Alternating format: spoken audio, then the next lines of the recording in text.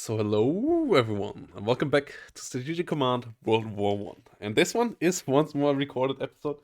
This time though, not because I'm on holiday, but rather because somehow the sound on this one was botched. And there was just no sound until the last minute when the microphone recording is in. And I have no idea what exactly happened there. But I'm now gonna go through this recording with you guys, and we're gonna have a look on what exactly happened in this turn, because it's a really, really important turn. As you remember, last turn we sallied out with the High Seas fleet closer to the enemy. And this is the turn where we start interacting there. And then also, this is the turn where he starts bombarding Aachen here.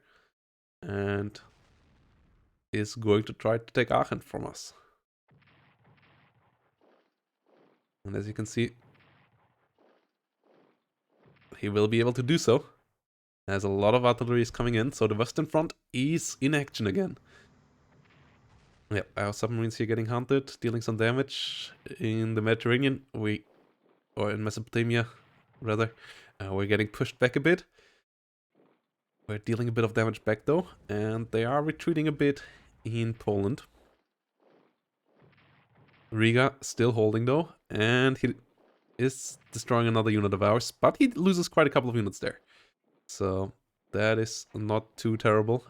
Taking Aachen though, that's not great for us, obviously. That's not what we want at all. Really not at all. Submarines of the Austro-Hungarians getting hunted down now. But we deal some damage back, and I still don't quite get why he tries to hunt down submarines with heavy cruisers and so on. I'm pretty sure they can't deal damage there. Okay, he goes out there with his fleet, with his troops out at the Dardanelles. He tries to evacuate, but he is still stuck there. He can't run away with them yet. He really tries to kill our Dreadnought here, but he is not capable of doing so. So he took a lot of damage there. But our Dreadnought is still alive, so I'm not sure that was worth it. Whilst he is retreating over here as well. Russian ships blockading us there, but that means we can attack that.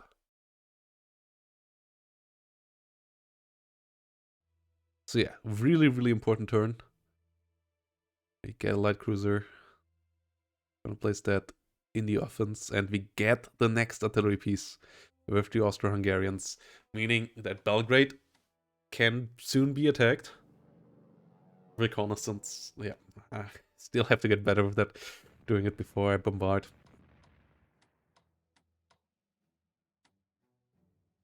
And yeah, let's see. Attacking that submarine there. Potentially could attack the Dreadnought, but first, yes, exactly, he can't escape there. So we first take out his troops that he even bought a transport for, so cost him extra there. And we take them out. So the Ottomans will hold on here for now. And with his special forces there, his marines, they're eliminated. That's really good for us as well. Maneuvering units down there. Pushing back the Russians a bit. In the Caucasus.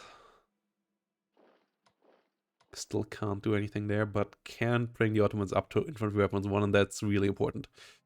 Ottomans at Infantry Weapons 1 can do some damage. Yeah, consider it there for a second, but it's only a garrison, it's not worthwhile. It's way too much damage that we take there. He's pushed back over there. We're not gonna take that fight. We rather try to run away, try to entrench back at Baghdad. And we're gonna get another thing here. Nope. We will be able to get our marines out there, potentially. And we will get them out of there. Austrian submarine on the hunt. The other one tries to get back, runs into the battleship, but that's fine. That will not deal any damage. That thing can't do anything to us.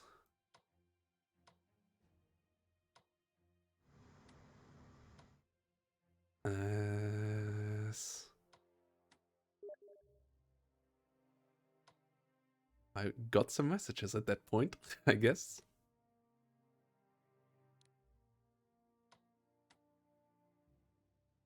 Someone was really active. I can't even remember. Someone was really actively messaging me at Steam. Yeah, over here, we tried to keep up the pressure on the Austrians. And we tried to get our goddamn oil field back, but not the luckiest of rolls. Over here, we now can surround Ivangorod. That attack, that move, not the best. So we move on. We run into Brest-Litovsk. Try to move forward there. And we move our artillery into Warsaw. Ivangorod obviously would be great to take. Getting more of our units ready to attack. Aachen is not really worth defending when he has 2 artillery pieces behind that. So we entrench 1 step further back. Considering taking it again, but then moving out again. Yeah, so that way we might at least get 1 last MPP or so. Considering moving the artillery north if they move into Aachen. Getting our fighters to fight a level 1 so that they fight a bit better. And getting another fighter level so that we can get a bit higher. Infantry weapons obviously most important, and aerial warfare, that our fighters can be a bit better as well. Having air superiority can be really, really strong. Over here, we have to keep pressure on Riga, but he is for sure killing off some of our units nicely. Like, MPP-wise, he's not trading so great, but units-wise, he's doing a good job, which is not great for our national morale, and relatively solid for his Russian national morale. Like, he's really doing a good job there, not losing too many Russian units yet, and getting them completely wiped out. I must have to say that. But we are pushing the Russians relatively hard now.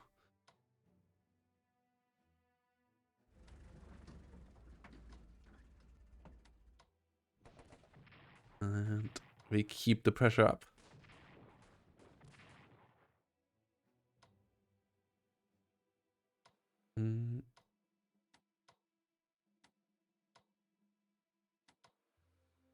Yeah, checking for attacks there, but our units there are not the best.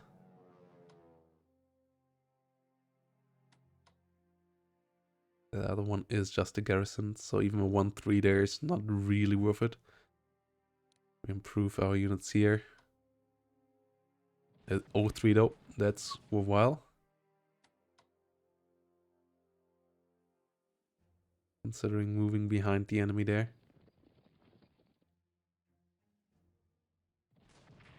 That was not great. Not a great idea. But I wanted to cut off the supply there of that 1 unit in front so I can maybe attack it better. So far, yeah, Russians still really close in infantry in units compared to us. But the Germans are pretty strong. Running out of MPPs by now. As we look to try to get something more in Sweden, but we already have as much as possible there. Okay. Infantry weapon ones for the Austrian. It's really helpful as well, now that we have it. Sadly, still can't get 20 units on the Serbian front because they're just not in position. But at least the guys in Trieste can get it. And yeah, that one guy in Ragusa. Otherwise, we have to another part. We have to wait for the artillery now to come around. Cavalry corps potentially, but at this point, infantry would be better. Just can't really afford it. So, checking out the research, checking out if we could do anything there. And we have 135 points that we potentially could invest more. So, yeah, going for command and control there to get our pretty terrible Austro-Hungarian headquarters into a better level so that they actually can do something. Okay. Nothing happening up north anymore. Down here we are fine as well, though Mesopotamia obviously is looking rather iffy. Over here we should still potentially be able to hold the line, but Jerusalem is not looking fantastic. So yeah, we need to consider getting that into a better position. That's obviously not an attack. This one can be moved on. We don't have the points to rail it anywhere. And that one can be potentially moved down towards Egypt as well. But Gallipoli needs to be held first, so... Yeah, he just lost his landing party, so I wouldn't expect another one anytime soon. And let's see, we don't really have many attacks there. We potentially could go for that. I believe we go for that. Yeah. The trades are pretty okay, not amazing there. 3-4 and a 2-2. And we can attack the French there as well, but that one is only 1-1. And then we get the other ones up to strength so that we can hopefully soon take Serbia.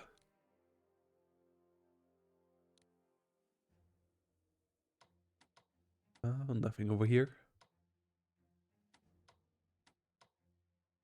But we can get this back to strength. Yes. Nice. And then, obviously, the most important part of this whole turn.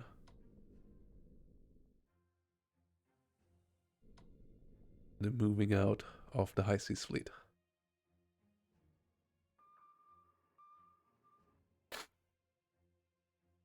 And here we go.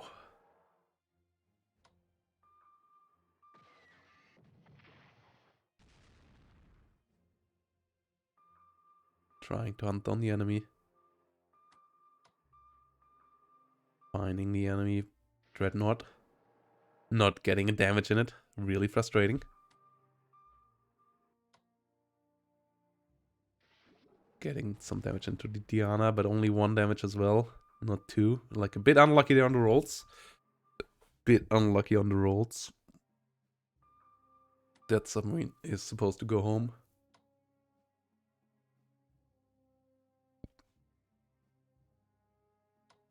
And here we go.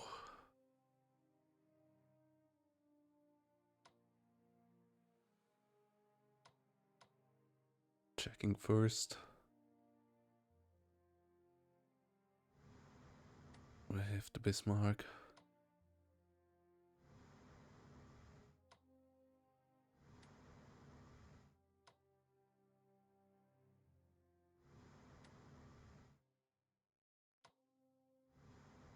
Getting closer up there.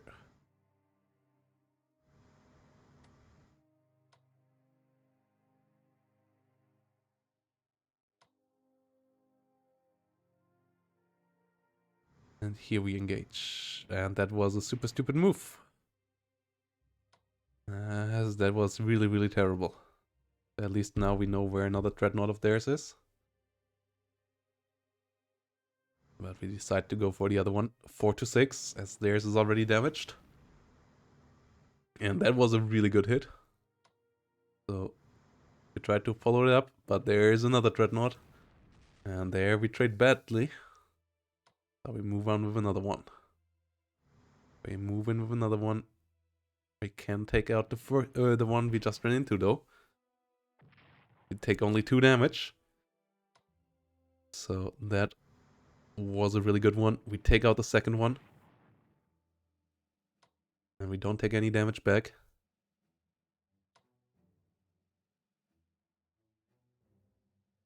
And here we go. We hit that ship as well.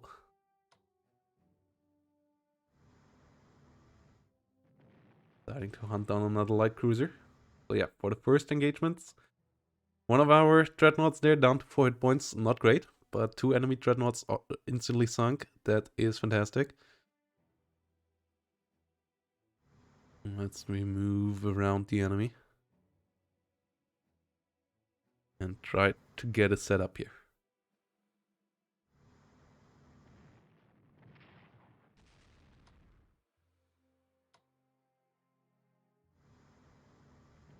Not really worth it, especially as it damages us. Really unfortunate.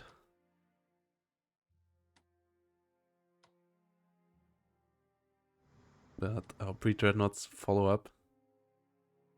The rest of our battle fleet is around there as well now. So, yeah. Germany trying to do something here about the enemy fleet. Don't know. Yeah, if you really want to go full-on naval warfare, maybe you can even do so by... yeah, the French here not getting killed. Now the submarine hunter has to come in. That one still does survive. But here we go. We wipe out the French submarine as well. That's good. Going back there, positioning around the British submarine so it can't easily get out there either without running into any of our destroyers.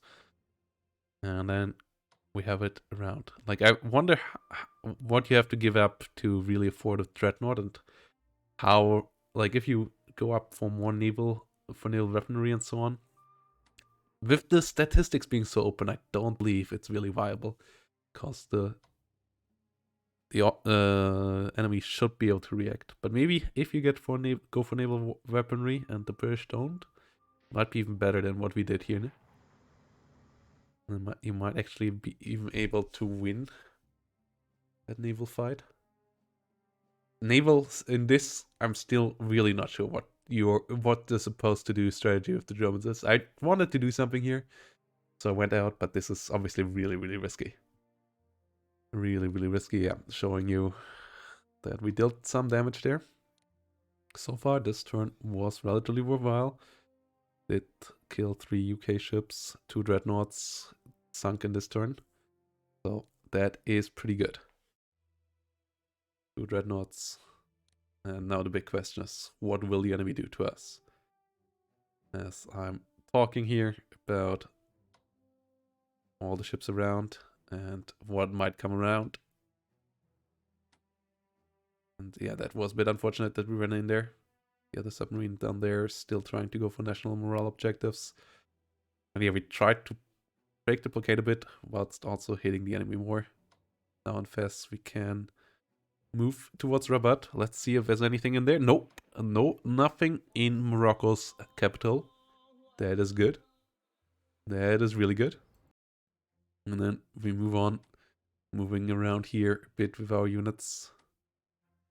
Nothing really happening here. We just check around if we have any attacks, but at this point we really didn't. I mean, I wish we could, but... And then I took the attack there, which was stupid. Really worthwhile.